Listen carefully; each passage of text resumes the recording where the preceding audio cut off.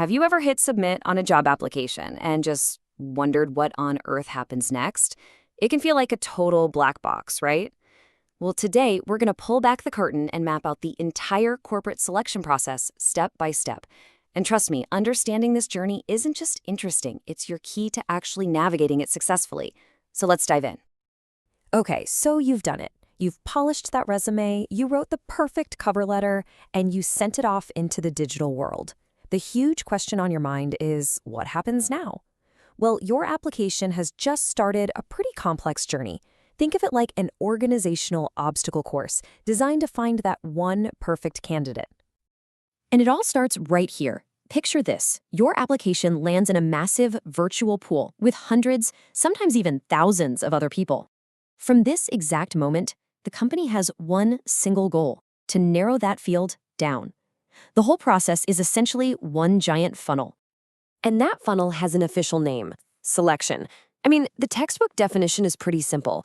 It's the systematic process of finding the absolute best person from that giant pool of candidates. For the company, doing this right means getting top talent. And for the person who gets chosen, well, it adds a certain level of prestige to landing that role. First up, we hit the first major hurdle. This is the screening stage, and this is where the real filtering begins. They call this the preliminary screening.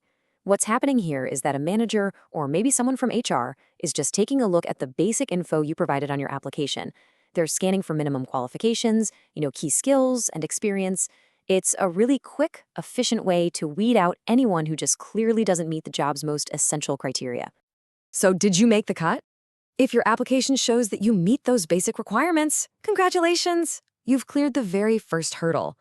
But for everyone who moves on, the evaluation is about to get a whole lot more rigorous. Which brings us to stage 2, and it is all about tests. This is the part where the company moves past what you wrote on your resume to measure your actual skills and, importantly, your potential. Now, this is a really crucial distinction to understand. You've got an aptitude test, which measures your potential to learn new skills. And then you have a trade test, which measures the skills you already have. It's the difference between asking, could you become a great engineer, versus, are you a great engineer right now? And believe me, it doesn't stop there. Companies often use a whole battery of tests. Intelligence tests look at your ability to learn and use judgment. Personality tests try to figure out if you'll be a good fit for the team culture. And interest tests, they gauge whether or not you'll actually be motivated by the day-to-day work. It's about creating a whole picture of you as a candidate. You see the pattern here, right? Every single one of these tests is another filter.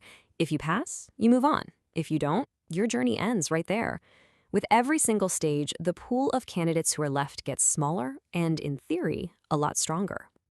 Okay, if you've made it this far, take a breath because the process is about to get much more personal. It's time for the actual conversation and, of course, the background checks. And that brings us to the big one, the employment interview. This is so much more than just a quiz. It's designed to be a formal, in-depth conversation. And remember, while they are definitely evaluating you, this is your absolute best chance to evaluate them too. It's a two-way street to see if it's the right match for both sides. So, you walk out of that interview feeling great, like you totally nailed it. Well, not so fast. The next step is all about verification. Companies will actually contact your references, people like former bosses, to confirm your background and get a real-world take on your character and work ethic. This is exactly why maintaining good professional relationships is so important. We are now at the very end of the funnel. For the few candidates who have passed every single stage, the final steps from being a candidate to becoming an employee are about to begin. The selection decision. This is the moment of truth. And typically, the final say rests with the manager of the department you'd actually be working in. I mean, it makes perfect sense, right? They're the one who's ultimately going to be responsible for your performance on the job, so their input is absolutely critical. Once the decision is made, there are just a few formalities left. There's often a medical exam to confirm you're physically fit for the role. Then comes the part you've been waiting for, the official job offer. And finally, the employment contract is signed, making it all legally binding and detailing everything from your duties to your pay.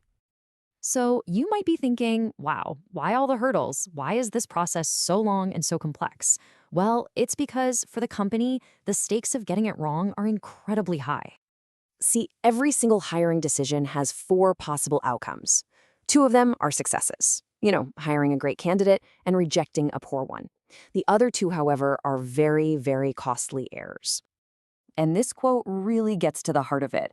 A reject error means letting a star player slip through your fingers and go to a competitor. That's a huge missed opportunity. But an accept error, hiring someone who ends up performing poorly, that's even worse. It can cost the company a ton in time, money, and morale. This entire rigorous process is designed specifically to minimize those 2 errors. So there you have it. You've now seen the entire playbook from the company side. Knowing every hurdle, every test, and every check you'll need to clear, how will you approach your next application? Because that strategic knowledge, well, that could be the very thing that sets you apart from the crowd. Thanks for joining us.